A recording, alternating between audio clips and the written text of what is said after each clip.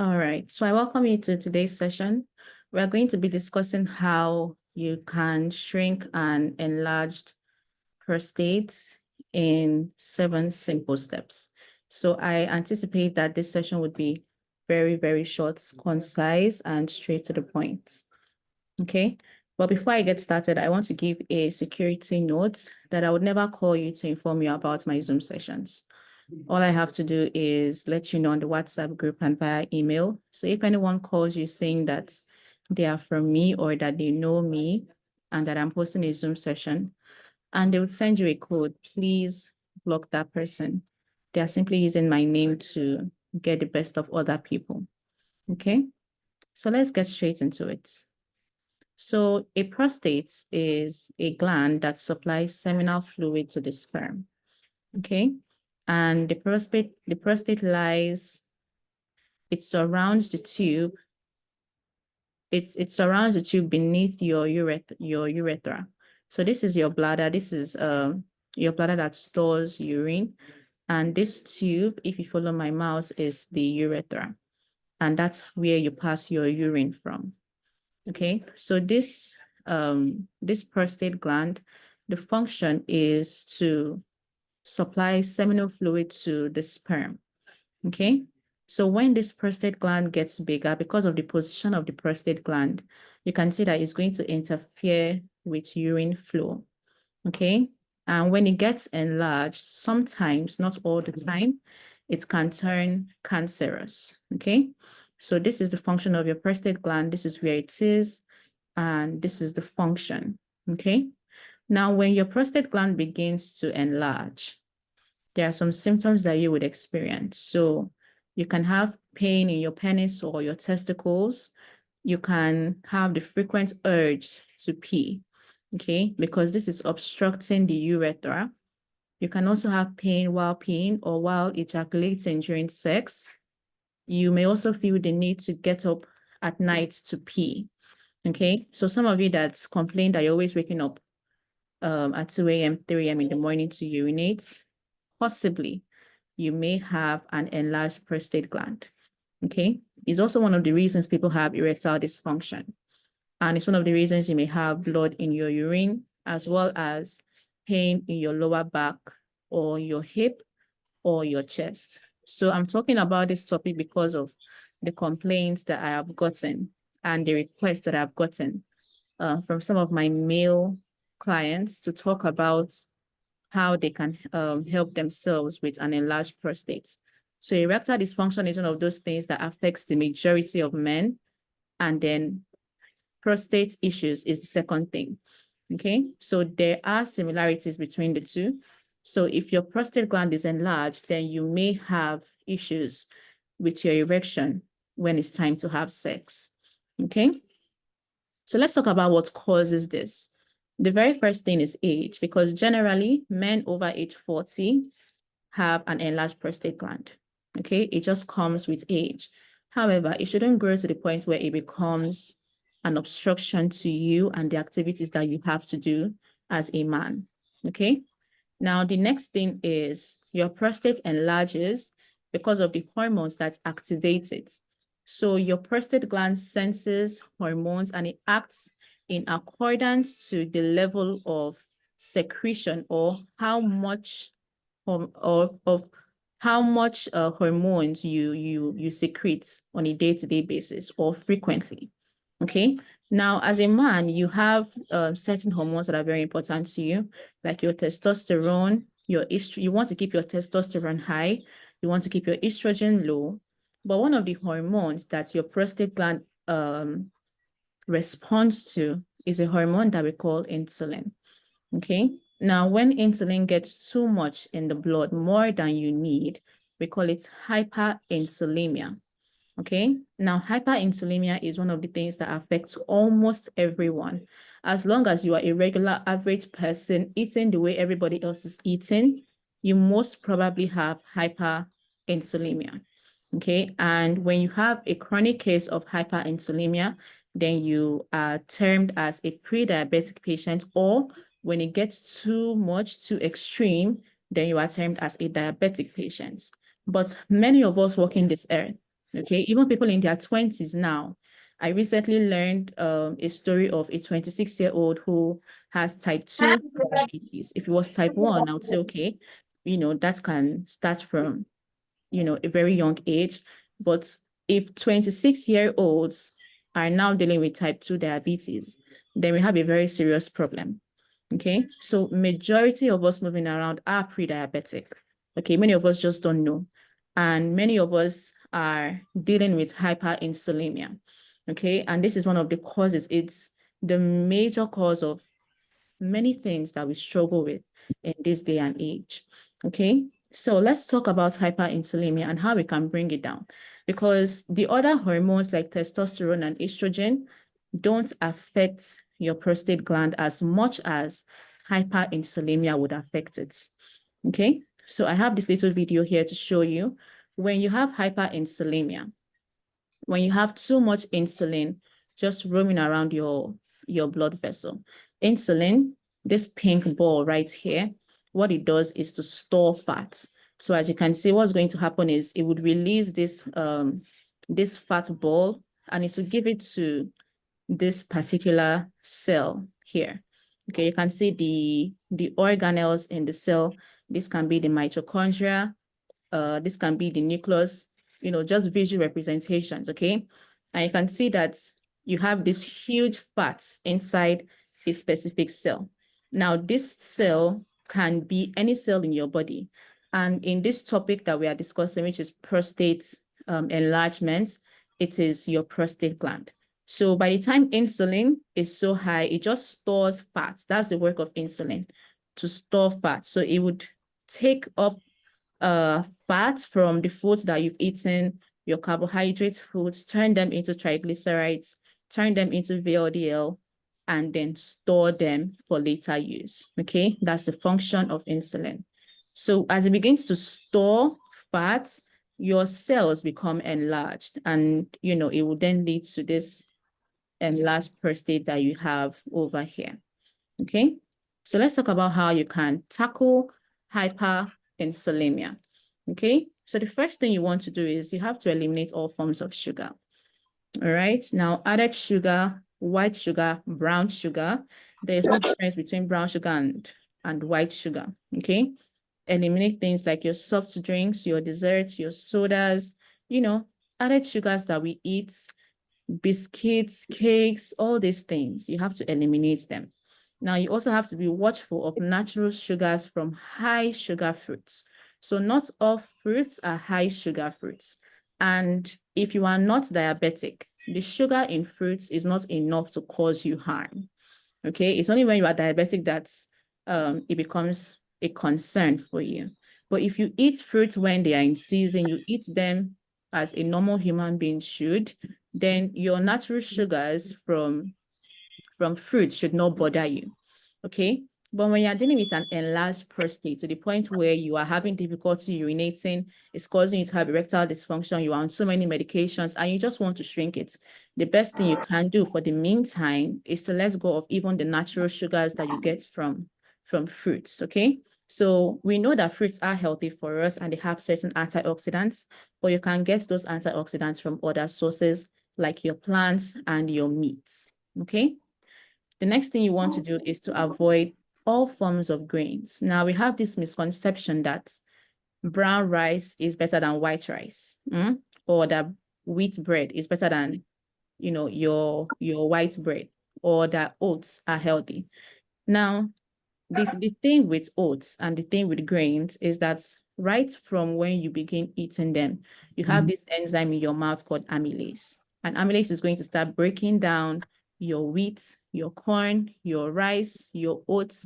It's going to start breaking them down and it immediately turns into starch. Okay. And starch is not just glucose. Starch is a complex form of glucose. Okay. So this wheat and corn and rice and grain foods, okay, regardless of whether it is whole grain or it is grain that has already gone through some form of processing, the fact remains that it's a complex type of carbohydrate, regardless of the fiber content, because we like to think that if it is brown rice, then it is better. But that fiber content that is found in brown rice, or that makes brown rice better than white rice, is not enough to help you if you are dealing with an enlarged prostate and you need help right away. Okay, so you have to let go of the grains as well. Okay. Now you have to avoid also all soy products except it has been fermented, okay? Because soy is high in estrogen, and high estrogen is one of the things that would lead you to have an enlarged prostate. So we're going to talk about estrogen in a while, but right now we are focusing on insulin, okay? Because remember I said it is these hormones, the over-secretion of these hormones that cause you to have an enlarged prostate. So you want to keep the hormones that should be low, like your estrogen and your insulin low. And you want to increase things like your testosterone, okay? Now, another thing you should avoid is anything low fats, okay? Anything low fats.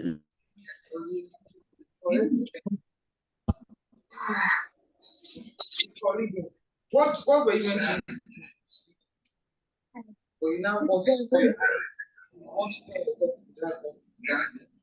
Hello, can you hear me? Oh, goodness. I forgot to mute everyone. I hope that you have been hearing me. I'm so sorry. I forgot to mute everyone. Can you hear me clearly? Okay, okay. Thank you, sir. All right, and I hope that you can see my screen as well.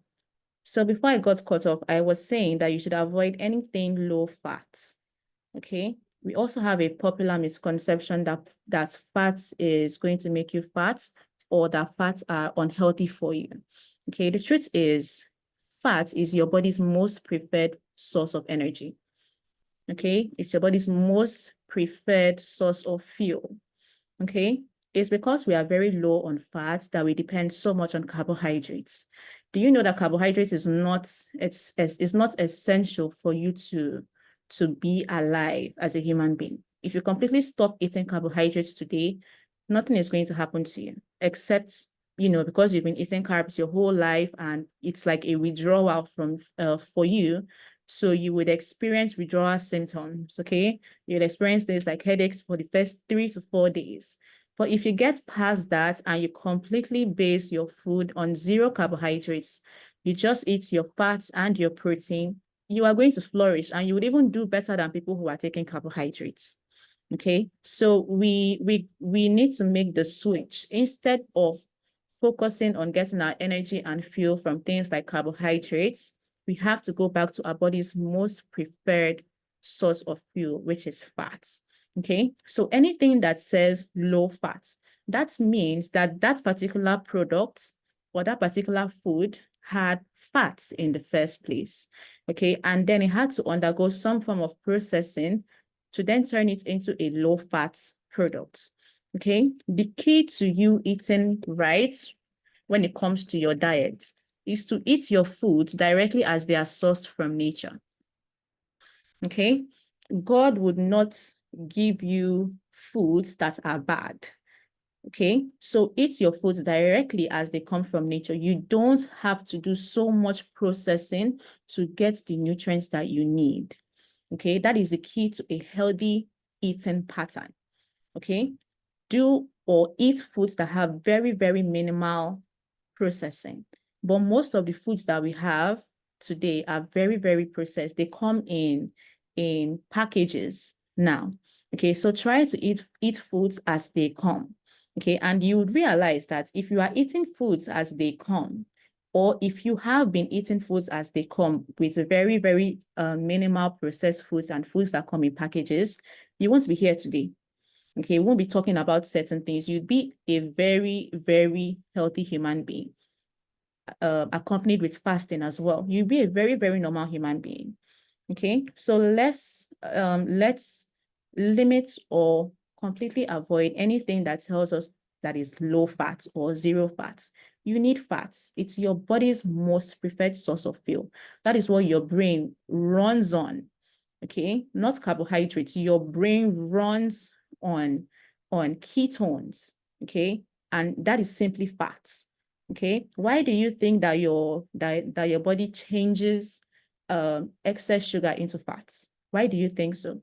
Because it's storing it for later. It cannot store something as glucose because it doesn't need glucose or sugar or starch. So it has to store it in the form that it prefers to use later on. Okay, I don't know if you get me. So please stay away from anything low fat, anything, just use full fat. If you would consume things like dairy, then use full fat dairy, like whole milk or heavy cream or butter or yogurt. Don't use margarine, okay? Go for butter, all right? Margarine is vegetable oil that they have condensed to make it look like butter. Okay, so go for butter instead of margarine. And then if you want to consume milk, don't take things like skim milk. Okay, take whole milk, take yogurt, take heavy cream. All right. So we just spoke about vegetable oils. Please stay away from vegetable oils or seed oils. If you want to cook or fry anything, make use of your olive oil, your coconut oil, your palm oil. Those sources have the most saturated fats, and they are the best for frying. Okay, so in general, eat a very low carbohydrate diet, and then make sure that you practice intermittent fasting. Okay, intermittent fasting is the best way you can heal yourself. Okay, it is very, very crucial for overall health. Okay, we are not supposed to eat as many times as we eat currently. Okay, to the point where we're eating 3, 4, 5 times a day. All right, so try to keep your fasting window for about 14 hours. That is the very least you can go. And then your eating window for about 10 hours. So what that means is, a simple example is you can have your first meal of the day at 11 a.m. and then you have your last meal of the day at around 7 p.m. Okay, so you can skip your breakfast. Breakfast is not the most important meal of the day.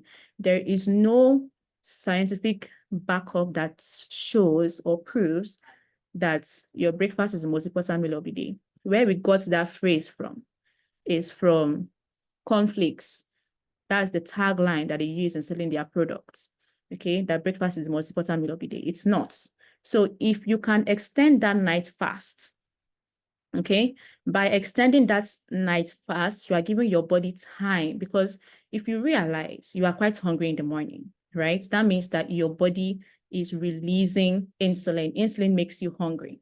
So if you can make use of your storage first thing in the morning instead of adding more, okay, if you can make use of your storage, you would realize that you are cleansing your system little by little. So by the time you stop or you have your last meal of the day by around 7 o'clock, 7:30, and then the next time that you eat is around 11 a.m., you are giving your body enough time, about 14 hours, to make use of that storage system, okay? And of course, you can extend your fast for however long you want, okay? So these steps can help you shrink your prostate by up to 80%. Okay, that's large. Okay, so remember that it took you years to grow an enlarged prostate. So you have to give your body time to replace your cells. And in the meantime, you changing your diet would help to stop further damage. Okay, so that you can stop making the enlarged prostate even more enlarged. Okay. So it's the first thing to do is to stop the damage, stop the inflammation, and then begin the healing process. Okay, you cannot continue doing the damage and expect to heal. Okay, now another thing you can use to shrink your prostate are your medications. Okay, so your medications will help you with the symptoms like erectile dysfunction and pain during urine, difficulty urinating, frequent urination, pain in your testicles, in your penis, etc. Okay, so you can take these prescriptions, if it's a very, very big problem for you. And I would advise that you please speak to your doctor. I don't want to list any medications here before you go and buy medications. I'm not licensed to recommend any medications to you. Okay, but just be prepared for the side effects of the medications, because they will definitely come.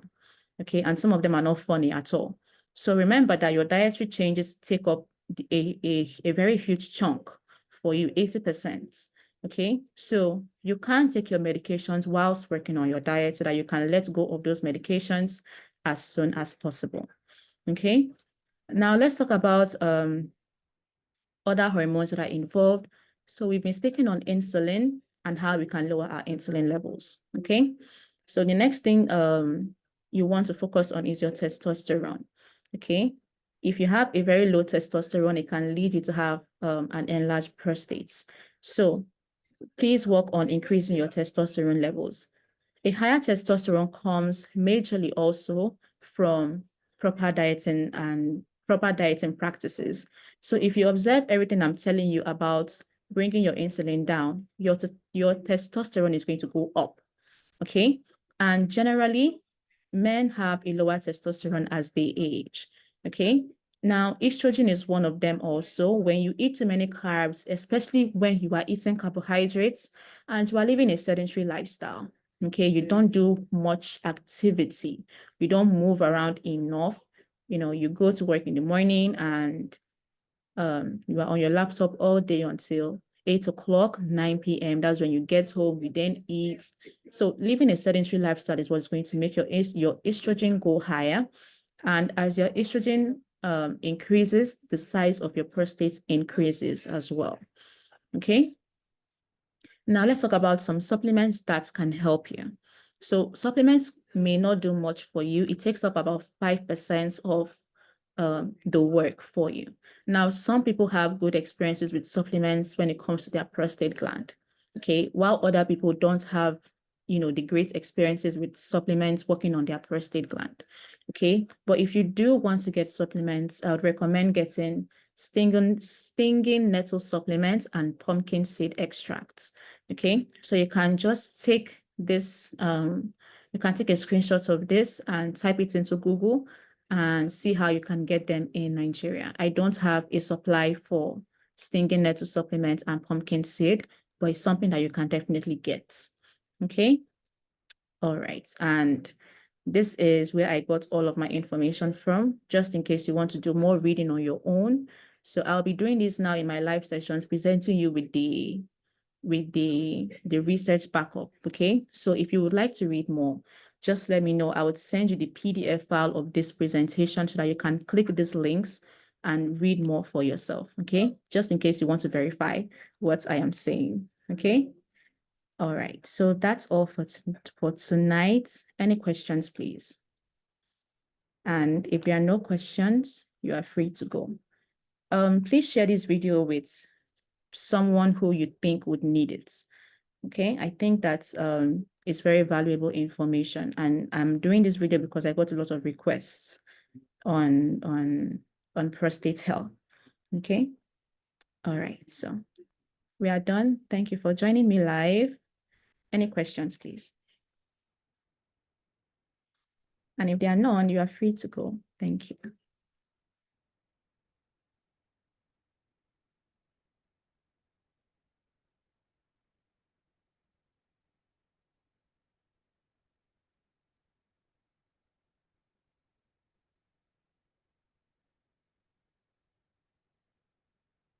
Questions, comments, feedback, anything, just let me know. And if there are no questions, you are free to go, okay? Thank you for coming.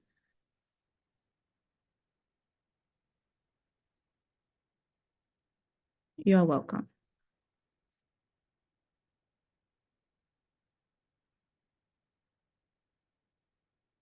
So I'll make the recording available, okay? Yes, I'll definitely make the recording available. You'll get it at around 8 p.m., okay?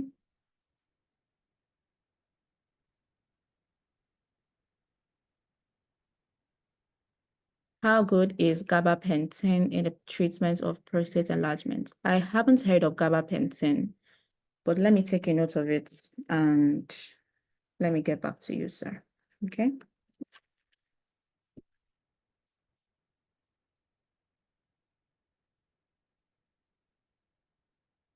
Yes, I'll take a look at it this night, gabapentin, and I'll let you know, okay? It's good to be with you, Ma. I sent you a text message early this evening. I hope that you are doing okay.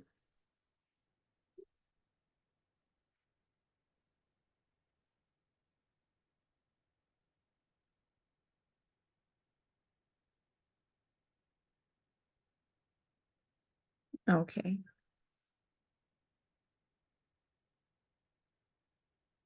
So questions, comments, feedback, anything you'd like me to know. And if you don't have anything, you are free to leave. I would make the replay available once I end the session. Okay.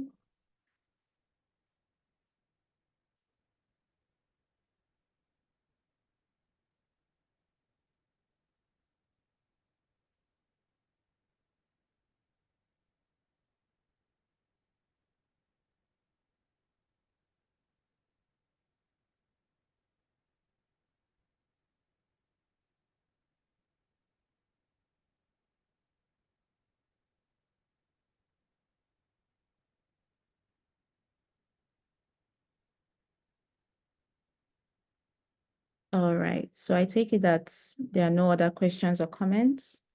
So thank you all for coming and joining me live. I will be with you again next week by the grace of God. Okay. All right. So take care. Bye.